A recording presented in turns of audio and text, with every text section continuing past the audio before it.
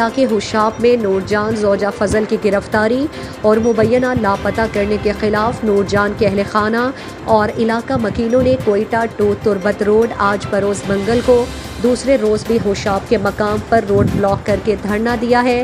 آنے اور جانے والی گاڑیاں دونوں طرف سے پھنس گئی اور گاڑیوں کی لمبی قطاریں لگ گئی۔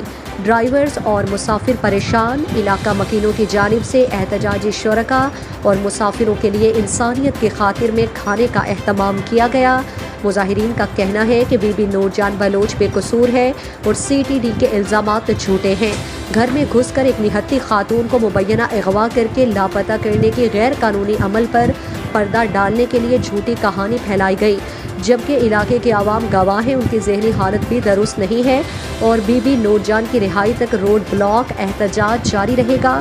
جبکہ ذرائع کے مطابق ہوشاب میں حراست میں لیے گئے نور جان زوجہ فضل کے خلاف سی ٹی ڈی نے دہشت گردی کی دفعات پر مشتمل ایف آئی آر درج کر لی، لیکن فیملی نے ایف آئی آر مسترد کر کے اسے غیر قانونی ایف آئی آر قرار دے کر عدالت سے رجوع کرنے کا فیصلہ کر لیا۔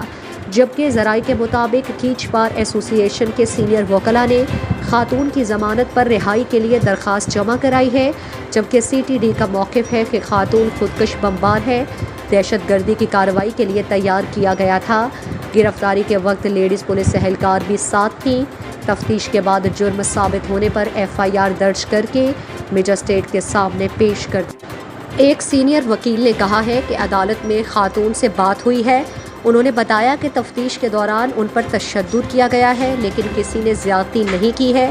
خاتون کی طرف سے ناظم الدین ایڈوکیٹ اور جارڈین دشتی ایڈوکیٹ پر مشتمل وکلاء کی ایک پینل عدالت میں پیش ہوئی، جنہوں نے سی ٹی ڈی کے تمام الزامات مسترد کرتے ہوئے خاتون کو فوری بری یا ضمانت پر رہا کرنے کی درخواست پیش کی اور فیملی اور رشتہ داروں سے ملاقات کرانے کی اپیل کی ہے۔ مزید دلچسپ معلومات اور خبروں سے آگاہ ہونے کے لیے Gedrosia point Facebook page, Instagram, Twitter کو فالو اور یوٹیوب چینل کو سبسکرائب کریں۔